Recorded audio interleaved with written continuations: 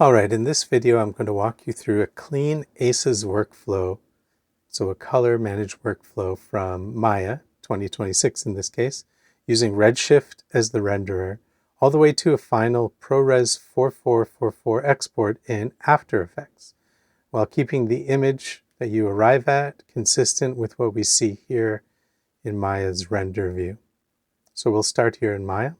First, open Color Management. Windows, Settings, Preferences, Color Management. We'll set the rendering space to ACES CG. For this setup, the display is set to sRGB. And the view transform is set to ACES 1.0 SDR video.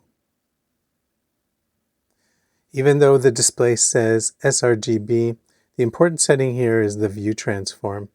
ACES 1.0 SDR video defines the final look, and that corresponds to a REC 709 style output, which we'll have to match later in After Effects. So now we'll go to the settings for Redshift. Let's just save this, and we'll open the render settings window here. So there's no separate ACES CG setting inside Redshift here. In Maya 2026, Redshift follows Maya's color management settings. So once those settings we just set are set to ACES CG, Redshift will use that automatically.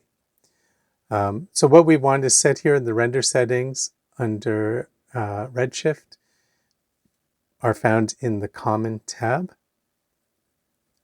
So we want our output format to be OpenEXR. A 16-bit half-float EXR is a good choice. The key point here is that we're rendering using linear ACES CG data, and we're not baking in any sort of display transform. So you could set this to float 32 if you need that kind of editing room. For me, this is fine, the half precision 16-bit render. Set all your other render settings as you like them, and then render out your sequence of images, and then we'll head to After Effects. So we're going to start a new project, which I've already done here, and we'll go to File and to our project settings. So we have to go to the Color tab here, and this should be set to OCIO Color Managed. And the OCIO color, configuration, we're going to change this to ACES 1.3 CG version 1.0. That's just the more up-to-date version. We'll set the bit depth to 32 bits per channel, and we'll set the working space to ACES CG. I think this is the same as ACES CG, but I'll just set it here to make sure. Linearize working color space should be grayed out, but that's fine. We're using a linear color management system. And we've got this set to 32 bits, even though our EXRs are at 16 bits. We want the project to be set this way. So now we want to import the EXR sequence in the project menu here. You can just double click and navigate to where our renders are. And we want to import the EXR sequence. So the first thing we want to do is right-click on our imported images, interpret footage main, go to the color channel, and make sure that this is set to ACES CG. So we can use ACES CG, or I think we can also use Scene Linear ACES CG. Just leave it like this. And then we can create a new composition by just dragging this onto the composition window. And it will look correct here because we've got the display transform working. If this is off, then we'll see sort of the raw version of this. But we'll just put it here so it looks correct for now. But it won't output like this. So there are some other steps that we have to follow. So to match the Maya render view, we have to add an adjustment layer at the top of the composition and apply the OCIO display transform effect. So we'll go to Layer, New, Adjustment Layer. An adjustment layer will just cast its effects down onto all the layers beneath it. In this case, we only have one layer, but if you had multiple, this is a way to correct them all at once. So we will, in the effects and presets, search for OCIO display transform. And you'll see it'll kind of blow it out like this, which is fine.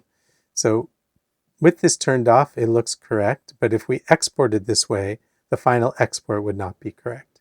If we have this OCIO display transform turned on, then the final output will be corrected. So we just have to make sure a couple settings are correct here. So the input color space should be set to ACES CG or Scene Linear ACES CG. The display device should be set to not sRGB, but here this is where we have to change it to the Rec 709 that will match the transform in Maya.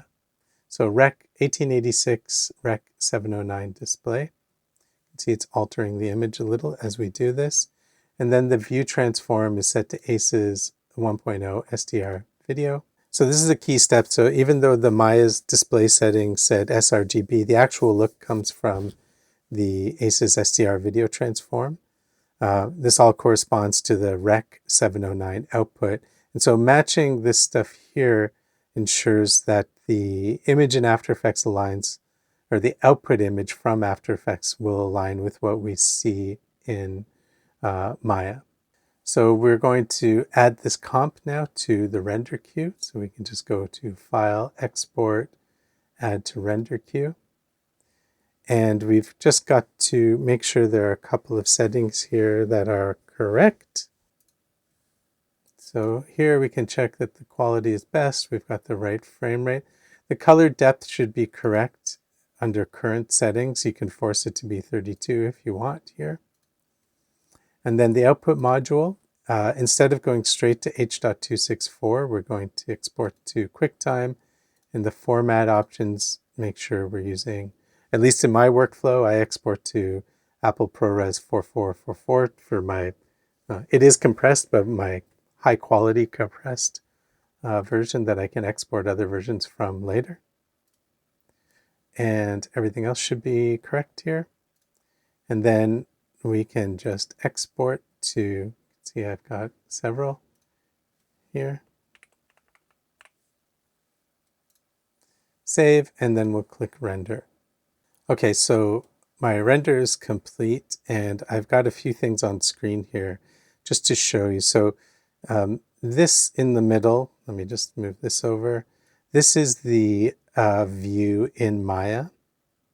And then this is the final output in being shown in VLC. I'm on a Windows PC here. And you can see it's pretty close in terms of saturation. The greens are a little bit off, I think. I'm not seeing the exact same frame here. For some reason, VLC is not showing me the final frame. But you can see the greens are maybe a little more saturated. But here, when we look at this in QuickTime, you can see it's more desaturated. And this is not a problem with our workflow. It's more of a problem with the way that Apple handles gamma, like the white point in QuickTime. So this is going to look a little different. So there are always some tweaks to be made. Depending on your final output in After Effects, you can do some curves adjustment to get it the way you want. I hope this is helpful to you. I know it's confusing and there are lots of little things to follow, but if you can follow these correctly, you should get pretty well matched images in the end. Thanks.